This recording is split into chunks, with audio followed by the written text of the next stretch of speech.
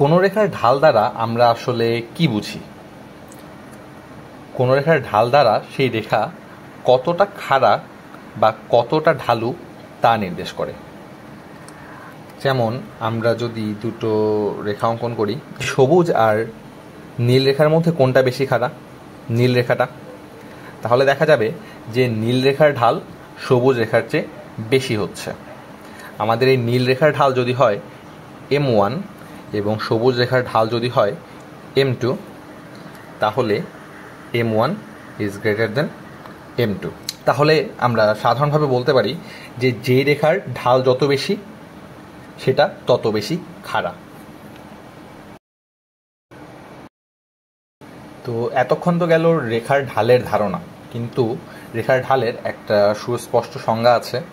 সেই সংজ্ঞাটা হচ্ছে কি, যে কোনো সরল রেখা এক্স অক্ষের ধনাত্মক দিকের সাথে যেই কোণ উৎপন্ন করে সেই কোণের ট্যানজেন্টের মানকে ওই রেখার ঢাল বলে।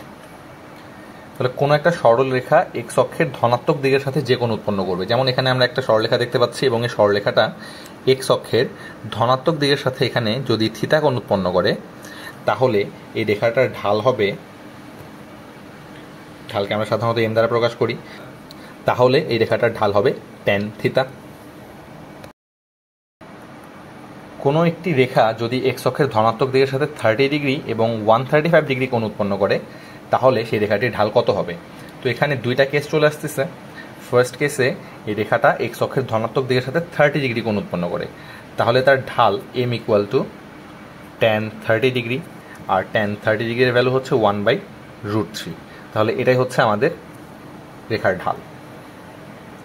আবার দ্বিতীয় ক্ষেত্রে সেই রেখাটা এক্স অক্ষের ধনাত্মক দিকের সাথে 135 ডিগ্রি কোণ উৎপন্ন করে, তাহলে এর ঢালের মান হবে ট্যান 135, যার মান -1।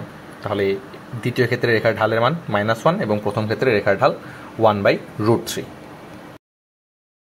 কোনো সরল রেখা যদি এক্স অক্ষের সমান্তরাল হয়ে থাকে তাহলে তার ঢাল কীরকম? ধরা যাক আমাদের কাছে কিছু এক্স অক্ষের সমান্তরাল রেখা আছে, আবার এক্স অক্ষের উপরেও আমরা একটা রেখা চিন্তা করতে পারি যে এক্স অক্ষের উপরে এক্স অক্ষের সমান্তরাল একটা রেখা আছে। তো সমান্তরাল দুটি রেখার মধ্যবর্তী কোণ কত হয়ে থাকে? 0 ডিগ্রি বা 180 ডিগ্রি। তাহলে আমাদের যেই নীল রেখাগুলো আছে তাদের ঢাল কত হবে? এদের ঢাল হবে ট্যান 0 ডিগ্রি, যার মান 0। তো এক্স অক্ষের সমান্তরাল প্রত্যেকটা রেখার ঢাল 0। আবার কোনো রেখা তার নিজের সাথেই তো সমান্তরালে থাকে, অর্থাৎ এক্স অক্ষের সাথেই সমান্তরাল, সেই হিসাবে এক্স অক্ষের ঢাল হবে 0, আর এক্স অক্ষের সমান্তরাল যে কোনো রেখার ঢাল হবে 0।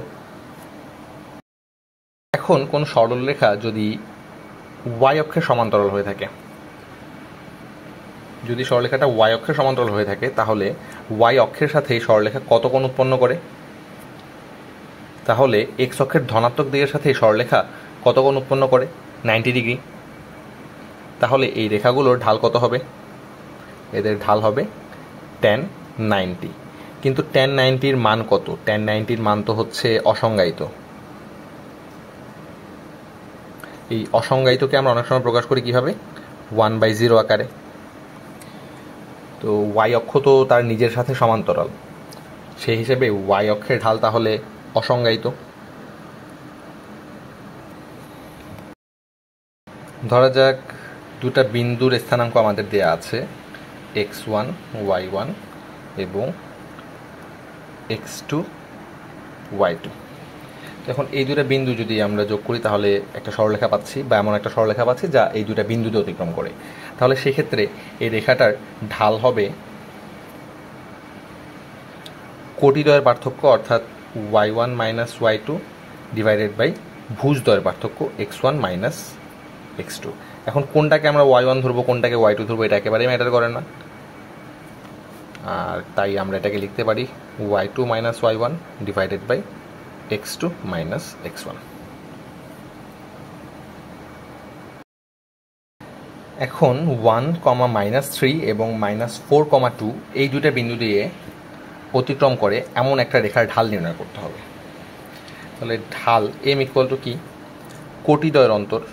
তো আমরা প্রথম কোটি -3 থেকে দ্বিতীয় কোটি 2 বাদ দিলাম, ডিভাইডেড বাই ভুজদ্বয়ের অন্তর। তাহলে এবার 1 থেকে বাদ যাবে -4, সো 1 মাইনাস -4। তো এখান থেকে আমরা পাচ্ছি উপরে -5, নিচে এটা হয়ে যাবে 1 + 4, সো আমাদের কাছে থাকবে -5/5, যার মান হচ্ছে -1।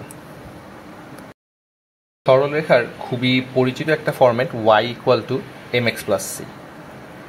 এই ফরম্যাটে প্রকাশ করার সুবিধা হচ্ছে যে এখানে এক্সের সহগ যেটা থাকে m, সেটাই ওই সরলরেখার ঢাল নির্দেশ করে, আর এই c দ্বারা y অক্ষের ছেদক নির্দেশ করে, অর্থাৎ ওই সরলরেখাটা y অক্ষকে যে বিন্দুতে ছেদ করবে সেটা নির্দেশ করে।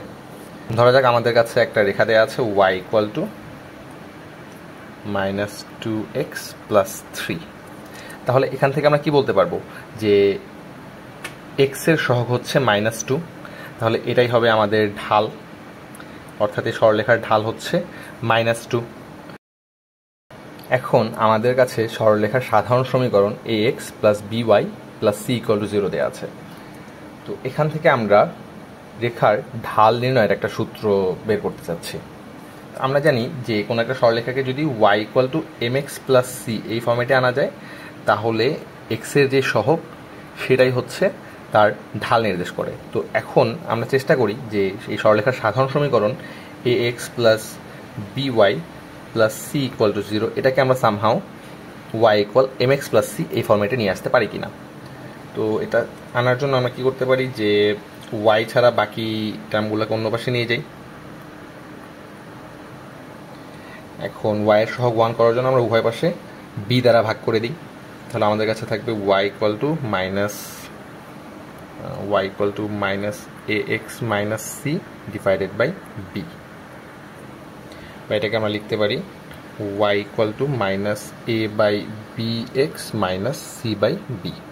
তো এখানে আমাদের কাছে দেখা যাচ্ছে কি যে এক্সের সহগ কি, এক্সের সহগ হচ্ছে -a/b। এখন a এর পরিচয় কি ছিল? সাধারণ সমীকরণে a ছিল এক্সের সহগ আর b ছিল y এর সহগ। তাহলে আমাদের ঢালের মান দাঁড়াচ্ছে m = -a/b। এখন a তো হচ্ছে এক্সের সহগ, তাহলে আমরা ঢালকে বলতে পারি -x এর সহগ ডিভাইডেড বাই y এর সহগ। তো এটাকেই আমরা সরলরেখার সাধারণ সমীকরণ থেকে ঢাল নির্ণয়ের সূত্র হিসেবে ব্যবহার করব। এখন ধরা যাক আমাদের কাছে একটা সরলরেখা দেওয়া আছে 3x + 4y + 1 = 0। তো এই সরলরেখাটার ঢাল কত হবে? এক্ষেত্রে ঢাল হবে m = -x এর সহগ। x এর সহগ কত? x এর সহগ হচ্ছে 3 আর y এর সহগ হচ্ছে 4, তাহলে ঢালের মান -3/4। আবার কোনো সরলরেখা যদি এমন থাকে 2x - 3y + 2 = 0, তাহলে তার ঢাল হবে m = উপরে যাবে x এর সহগ 2, নিচে যাবে y এর সহগ যা হচ্ছে -3, তাহলে এক্ষেত্রে ঢালের মান দাঁড়াচ্ছে 2/3। বা আমাদের কাছে যদি কোনো সরলরেখা এমন থাকে যে 2y + 5 = 0, তাহলে এর ঢাল কত হবে? m = উপরে যাবে x এর সহগ, কিন্তু দেখা যাচ্ছে এই সমীকরণে x নাই। তো x যেহেতু নাই, তার মানে x এর সহগ হচ্ছে কত, বা x এখানে কি আকারে আছে? 0 × x আকারে আছে, তার মানে x এর সহগ হচ্ছে 0 আর y এর সহগ হচ্ছে 2। এখন 0কে কোনো কিছু দিয়ে ভাগ করলে তো আমরা কত পাবো? 0ই পাবো। তাহলে এই রেখাটার ঢাল দাঁড়াবে 0।